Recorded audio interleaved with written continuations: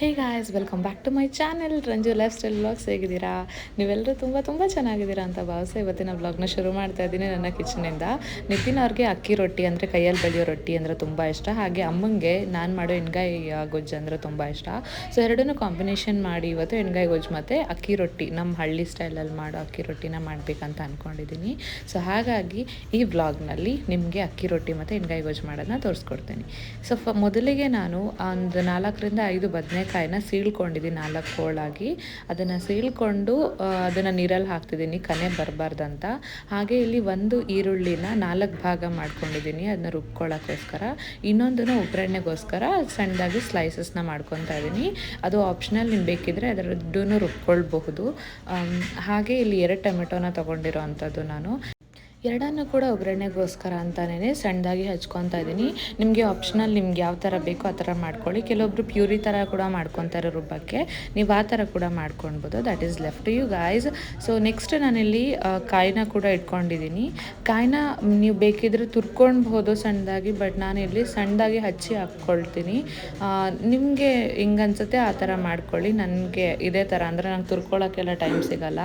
And ನಾನು ಸ್ವಲ್ಪ ಹರಿಬರಿಯಲ್ಲಿ ಕೆಲಸ ಮಾಡೋದ್ರಿಂದ ನಾನು ಈ ಥರ ಹಚ್ಕೊಂಡ್ಬಿಟ್ಟು ಹಾಕ್ಕೊಂಡ್ಬಿಡ್ತೀನಿ. ಟೈಮ್ ಇರುವಾಗ ತುರಿದ್ಬಿಟ್ಟು ಇಟ್ಕೋಬೇಕು ಅಂತ ಅಂದ್ಕೊತೀನಿ. ಬಟ್ ಯೂಶ್ವಲಿ ನನಗೆ ಅಷ್ಟು ಟೈಮ್ ಸಿಗೋಲ್ಲ. ಬೆಳಿಗ್ಗೆ ಹೊತ್ತು ಎದ್ದು ಮನೆ ಕೆಲಸ ಮಾಡಿಕೊಂಡು ಕೆಲ್ಸಕ್ಕೆ ಹೋಗ್ತೀನಿ. ಮತ್ತು ಕೆಲಸದಿಂದ ಜಿಮ್ಗೆ ಹೋಗ್ಬಿಟ್ಟು ಬಂದು ಅಡುಗೆ ಮಾಡ್ಕೊಂಡು ಮಲಗೋ ಹೊತ್ತಿಗೆ ಸಾಕಾಗಿರುತ್ತೆ. ಇಲ್ಲಿ ನಾನು ಅಜೆ ಜಾರಿಗೆ ಒಂದು ಅರ್ಧದಷ್ಟು ಕಾಯಿ, ಕೊತ್ತಂಬರಿ ಸೊಪ್ಪು, ಎತ್ತಿಟ್ಕೊಂಡಿರೋ ಅಂತಹ ಈರುಳ್ಳಿ, ಅದ್ರ ಜೊತೆಗೆ ಸ್ವಲ್ಪ ಶುಂಠಿ ಬೆಳ್ಳುಳ್ಳಿನ ಕೂಡ ಹಾಕ್ಕೊತಾ ಇದ್ದೀನಿ. ಆಮೇಲೆ ಚಕ್ಕೆ ಮತ್ತು ಲವಂಗ 2 ಒಂದೊಂದು ಇಂಚಿನ ಇಷ್ಟನ್ನ ಹಾಕ್ಕೊಂಡು ಪೇಸ್ಟ್ ಮಾಡ್ಕೊತಾ ಇದ್ದೀನಿ. ಈ ಕಡೆ ಕಡಾಯಿನ ಕಾಯಿಸ್ಕೊಂಡಿದ್ದೀನಿ. ಕಡಾಯಿಗೆ ನಾನು ಚಕ್ಕೆ, ಲವಂಗ, ಜೀರಿಗೆ, ಸೋಂಕಾಳು, ಓಂಕಾಳು ಮತ್ತು ಧನಿಯಾ ಪೌಡರ್, ಮೆಣಸು ಇಷ್ಟನ್ನು ಹಾಕಿ ಬಾಡಿಸ್ಕೊಳ್ತಾ ಇರೋ ಅಂಥದ್ದು. ಅದ್ರ ಜೊತೆಗೆ ನಾನು ಕಡಲೆ ಬೀಜ ಕೂಡ ಹಾಕ್ಕೊಂಡಿದ್ದೀನಿ, ಯಾಕಂದರೆ ಗ್ರೇವಿ ಕನ್ಸಿಸ್ಟೆನ್ಸಿಗೆ ನಾವು ರುಬ್ಕೊಳ್ಬೇಕಲ್ಲ, ಸೊ ಅದಕ್ಕೋಸ್ಕರ. ಹಾಗೆ ಇಲ್ಲಿ ನಾನು ಸ್ವಲ್ಪ ಬ್ಯಾಡಿಗೆ ಮೆಣಸಿನ್ಕಾಯಿ ಒಂದು 5-6 ಹಾಕ್ಕೊಂಡಿರೋ ಅಂಥದ್ದು, ಕಲರ್ ಬರಲಿ ಅಂತ.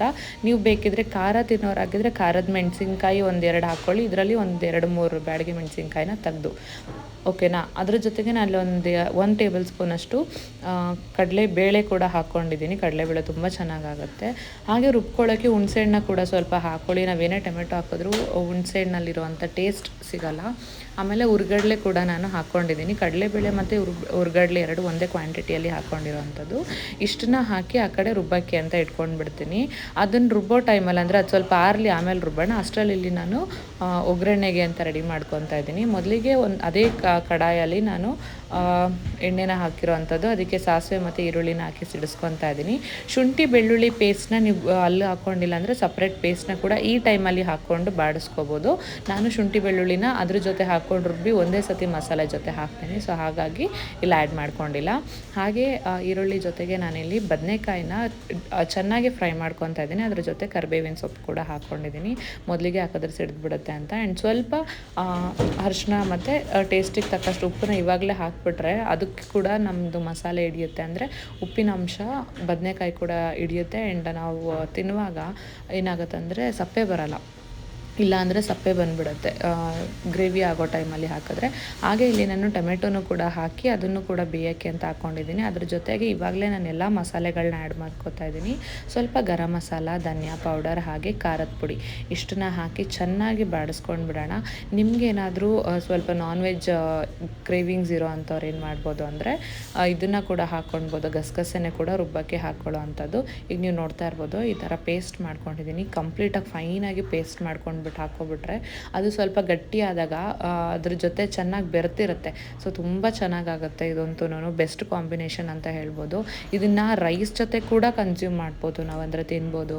ಪೂರಿ ಜೊತೆ ತಿನ್ಬೋದು, ರೊಟ್ಟಿ, ಚಪಾತಿ, ನಾನ್ ಎಲ್ಲ ರೋಟೀಸ್ ಯಾವುದ್ರ ಜೊತೆ ಬೇಕಾದರೂ ಕಾಂಬಿನೇಷನ್ ಮಾಡಿ ತಿನ್ಬೋದು. ಬಟ್ ಮುದ್ದೆ ಜೊತೆ ಒಂದು ಆಗಲ್ಲ, ಯಾಕಂದರೆ ಮುದ್ದೆಗೆ ಸಾಂಬಾರು ಬೇಕಲ್ಲ. ಸೊ ಹಾಗಾಗಿ ಒಂದು ಸೈಡು ಗ್ರೇವಿ ಅದು ಬೇಯಬೇಕು ಸುಮಾರು ಹೊತ್ತು. ಹಾಗೆ ಈ ಕಡೆ ನಾನು ಅಕ್ಕಿ ರೊಟ್ಟಿಗೋಸ್ಕರ ಹಿಟ್ಟನ್ನು ರೆಡಿ ಮಾಡ್ಕೊತಾ ಇದ್ದೀನಿ. ಇದೇನು ತುಂಬ ಈಸಿನೇ, ಆದರೆ ಸುಮಾರು ಜನಕ್ಕೆ ಪ್ರಾಪರ್ ಪ್ರಾಸೆಸ್ ಗೊತ್ತಿರಲ್ಲ. ಯಾಕಂದರೆ ಕೆಲವೊಮ್ಮೆ ಅಂಚಿನ ಮೇಲೆ ಬಳಿಯುವಾಗ ಕಿತ್ತೋಗ್ಬಿಡುತ್ತೆ ಅಥವಾ ಅಂಟುತ್ತೆ ತುಂಬ ಅಂಚಿಗೆ. ನಾನ್ ಸ್ಟಿಕ್ ನಾವು ಯೂಸ್ ಮಾಡೋಂಗಿಲ್ಲ ಇದಕ್ಕೆ. ನಾರ್ಮಲ್ ಕಬ್ಬಿಣದ್ದು ಅಥವಾ ಅಯನ್ ಕಾಸ್ಟ್ದು ಈ ಥರದ್ದನ್ನು ಯೂಸ್ ಮಾಡೋ ಅಂಥದ್ದು. ಇಲ್ಲಿ ನಾನು ಅದ್ರ ಪ್ರಾಸೆಸ್ನ ನಿಮಗೆ ಡೀಟೇಲಾಗಿ ತೋರಿಸ್ಕೊಡ್ತಾ ಇದ್ದೀನಿ. ಮೊದಲಿಗೆ ನಾನು 2 ಕಪ್ಪಷ್ಟು ಅಕ್ಕಿ ಹಿಟ್ಟನ್ನ ತೊಗೊಂಡಿದ್ದೀನಿ. ಆಮೇಲೆ ಇವಾಗಲೇ ರುಚಿಗೆ ತಕ್ಕಷ್ಟು ಉಪ್ಪು ಹಾಕ್ಕೊತೀನಿ. ಕೆಲವೊಬ್ರು ಉಪ್ಪು ಹಾಕಲ್ಲ, ತುಂಬ ಸಪ್ಪೆ ಆಗುತ್ತೆ, ಅದು ತಿನ್ನೋಕೆ ನಿಜ ಇಷ್ಟ ಆಗಲ್ಲ. ಆಮೇಲೆ ಇಲ್ಲಿ ಫಸ್ಟಿಗೆ ಕುದಿಸಿ ಸ್ವಲ್ಪ ಹೊತ್ತು ಬಿಟ್ಟಿದ್ದೆ ನಾನು, ಅಂದರೆ ಬಿಸಿ ಬಿಸಿ ಇರೋವಂತಹ ನೀರನ್ನು 1 ಲೋಟದಷ್ಟು ಹಾಕ್ಕೊಂಡು ಸ್ವಲ್ಪ ಕೈಯಲ್ಲೇ ನಾದ್ಕೊಂಡೆ. ನೀವು ಕೈ ಬಿಸಿ ಆಗುತ್ತೆ ಅಂದ್ರೆ ಸ್ಪೂನಲ್ಲಿ ನಾದ್ಕೊಳ್ಳಿ. ಸ್ವಲ್ಪ ಅದು ಮುಷ್ಟಿ ಮಾಡಿದ್ರೆ ಗಂಟಾಗಬೇಕು, ಆ ಥರ ಒಂದು ಉಂಡೆ ಥರ ಆಗಬೇಕು. ಅಷ್ಟಾಗುವಷ್ಟು ನಾನು ಮಿತ್ಕೊಂಡು ನಂತರ ಸ್ವಲ್ಪ ಅದೇ ನೀರಿಗೆ ಸ್ವಲ್ಪ ತೋವೆಚ್ಚಗೆ ಮಾಡ್ಕೊಂಡೆ ಆ ನೀರನ್ನ, ಅದ್ರ ತಣ್ಣೀರನ್ನ ಮಿಕ್ಸ್ ಮಾಡಿಕೊಂಡು ನಂತರ ಈ ಥರ ಚೆನ್ನಾಗಿ ಎಲ್ಲೂ ಗಂಟೇನೂ ಸೇರಲ್ಲ, ಆದ್ರೂ ನಾವು ಚೆನ್ನಾಗೆ ಮಿಕ್ಸ್ ಮಾಡ್ಕೊಳ್ಬೇಕು ಗಂಟು ಆಗದೆ ಇರೋ ಥರ. ಅದಾದಮೇಲೆ ನಾವು ಸ್ವಲ್ಪ ಹೊತ್ತು ಅದನ್ನ ನೆನೆಯೋಕ್ಕೆ ಅಂತ ಇಡೋ ಅಷ್ಟರಲ್ಲಿ ಈ ಕಡೆ ಗ್ರೇವಿ ಕೂಡ ಬೆಂದಿದೆ. ನೋಡ್ತಾ ಇರ್ಬೋದು ಎಷ್ಟು ಚೆನ್ನಾಗಾಗಿದೆ ಅಂತ. ಎಣ್ಣೆ ಬದನೆಕಾಯಿ ಎಣ್ಗಾಯಿ ಜೊತೆಗೆ ಕೈಯಲ್ಲಿ ಬಳ್ದಿರೋ ಅಕ್ಕಿ ರೊಟ್ಟಿ ರೆಡಿಯಾಗಿದೆ. ನಾನು ಬಳಿತಾ ಇದ್ದೀನಿ, ಇಲ್ಲಿ ಬಿಸಿ ಬಿಸಿ ಆಗ್ತಾ ಇದೆ, ಹಾಗೆ ಸರ್ವ್ ಮಾಡೋಣ ಅಂತ ಹೇಳಿ. ಸೊ ನೀವು ಕೂಡ ಮನೇಲಿ ಟ್ರೈ ಮಾಡಿ. ನನಗಂತೂ ತುಂಬಾನೇ ಇಷ್ಟ ಆಗೋವಂಥ ಕಾಂಬಿನೇಷನ್. ಸದ್ಯಕ್ಕೆ ನಾವಿನ್ನೂ ನಾನ್ ವೆಜ್ ತಿಂತಾ ಇಲ್ಲ, ರಾಮನ ದೇವಸ್ಥಾನ ಓಪನ್ ಆದ್ರೂ. ಅಂದರೆ ನಾವು 26th ಒಂದು ದೇವಸ್ಥಾನಕ್ಕೆ ಹೋಗೋದ್ರೆ ಅಲ್ಲಿಂದ ಹೋಗ್ಬಿಟ್ಟು ಬಂದಮೇಲೆ ಸ್ಟಾರ್ಟ್ ಮಾಡೋಣ ಅಂತ ಅಂದ್ಕೊಂಡಿದ್ದೀವಿ, ಅಲ್ಲಿವರೆಗೂ ಬೇಡ ಅಂತ. ಸೊ ಹಾಗಾಗಿ ಅಕ್ಕಿ ರೊಟ್ಟಿ ಜೊತೆ ಕೋಳಿ ಸುಕ್ಕ ಇನ್ನೂ ಒಳ್ಳೆ ಕಾಂಬಿನೇಷನ್. ನಾನು ನೆಕ್ಸ್ಟ್ ಟೈಮ್ ಕೋಳಿ ಸುಕ್ಕ ಮಾಡಿದಾಗ ಅದನ್ನು ಕೂಡ ನಿಮ್ಮ ಜೊತೆ ಶೇರ್ ಮಾಡ್ತೀನಿ. ಬಟ್ ಸದ್ಯಕ್ಕೆ ಈ ಕಾಂಬಿನೇಷನ್ ತುಂಬಾ ಚೆನ್ನಾಗಿರುತ್ತೆ. ಮನೇಲಿ ನೀವು ಕೂಡ ಟ್ರೈ ಮಾಡಿ. ಇವಾಗ ನನ್ನ ಗಂಡನ್ಗೆ ಅತಿಥಿಯವ್ರಿಗೆ ಕೊಡ್ತೀನಿ, ಅವ್ರಿಗೆ ಹೇಗೆ ಅನ್ಸುತ್ತೆ ಅಂತ ತಿಳ್ಕೊಳ್ಳೋಣ. ತಿಂದ್ಬಿಟ್ಟು ಆಮೇಲೆ ನೋಡಿದ್ರಲ್ಲ ಎಷ್ಟು ಚೆನ್ನಾಗಾಯಿತು ಅಂತ. ಈಗ ನಾನು ಅಕ್ಕಿ ರೊಟ್ಟಿ ಕೂಡ ಹೇಗೆ ಹಾಕ್ತೀನಿ ಕೈಯಲ್ಲಿ ಅಂತ ನೋಡಿ. ಹಾಗೆ ಸ್ವಲ್ಪ ವಿಡಿಯೋ ಬರೋದು ಲೇಟ್ ಆಯಿತು, ದಯವಿಟ್ಟು ಕ್ಷಮೆ ಇರಲಿ. ಆ್ಯಂಡ್ ಆಲ್ಸೋ ಈ ವಿಡಿಯೋ ಇಷ್ಟ ಆಗಿದ್ರೆ ಒಂದು ಲೈಕ್, ಶೇರ್ ಆ್ಯಂಡ್ ಕಾಮೆಂಟ್ ಮಾಡಿ. ಇನ್ನೂ ಯಾರು ನನ್ನ ಚಾನಲ್ಗೆ ಸಬ್ಸ್ಕ್ರೈಬ್ ಮಾಡ್ಕೊಂಡಿಲ್ಲ ದಯವಿಟ್ಟು ಬೇಗ ಹೋಗಿ ಸಬ್ಸ್ಕ್ರೈಬ್ ಮಾಡ್ಕೊಳ್ಳಿ. ಬಿಕಾಸ್ ಸುಮಾರು ಜನ ನನ್ನ ವ್ಲಾಗ್ಸ್ ನೋಡ್ತಿರೋದ್ರಲ್ಲಿ ಅನ್ಸಬ್ಸ್ಕ್ರೈಬ್ಡ್ ಪೀಪಲೇ ಜಾಸ್ತಿ. ಸಬ್ಸ್ಕ್ರೈಬ್ ಮಾಡ್ಕೊಂಡು ನೋಡಿ, ಓಕೆನಾ? ನನಗೊಂದು ಬೆಂಬಲ ಸಿಗ್ತಂಗಿರುತ್ತೆ. ಆ್ಯಂಡ್ ನೆಕ್ಸ್ಟ್ ವೀಡಿಯೋಸ್ಗೂ ಕೂಡ ಒಂದು ಹುಮ್ಮಸ್ಸು ಸಿಗುತ್ತೆ. ಸೊ ಹಂಗಂತ ಹೇಳ್ತಾ ಈಗ ನಾನು ಹೋಗಿ ಬರ್ತೀನಿ, ಮತ್ತೆ ಸಿಗ್ತೀನಿ ಹೊಸ ವ್ಲಾಗಲ್ಲಿ. ಆ್ಯಂಡ್ ಆಲ್ಸೋ ನಿತಿನ್ ಅವ್ರು ಏನು ಹೇಳಿದ್ರು ನಾನು ರೊಟ್ಟಿ ತಿನ್ಬಿಟ್ಟು ಅನ್ನೋದನ್ನು ನೆಕ್ಸ್ಟ್ ಕ್ಲಿಪ್ಪಿಂಗಲ್ಲಿ ಹಾಕ್ತೀನಿ, ಮರಿಬೇಡಿ.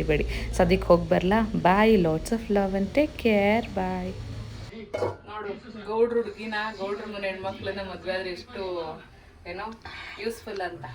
ಬರಲಾ? ಈ ಥರ ಅಕ್ಕಿ ಹಚ್ಚಿ ರೊಟ್ಟಿ ಬೆಳಿತೀವಿ, ಡೈಲಿ ರಾಗಿಯಿಂದ ಎಷ್ಟೊಂದು ವೆರೈಟೀಸ್ ಮಾಡ್ತೀವಿ. ಹಳ್ಳಿ ಹುಡುಗಿರ್ತಾರೆ ಇರ್ತೀವಿ. ಗೌಡ್ರ ಮನೆ ಹೆಣ್ಮಕ್ಳು ಗೊತ್ತು, ಇಡೀ ಇಂಡಿಯಾಗೆ ಗೊತ್ತು. ಗೊತ್ತಿರ್ಲಿ, ನಾನು ತಿನ್ಕೊಂಡು ಬರ್ತೀನಿ.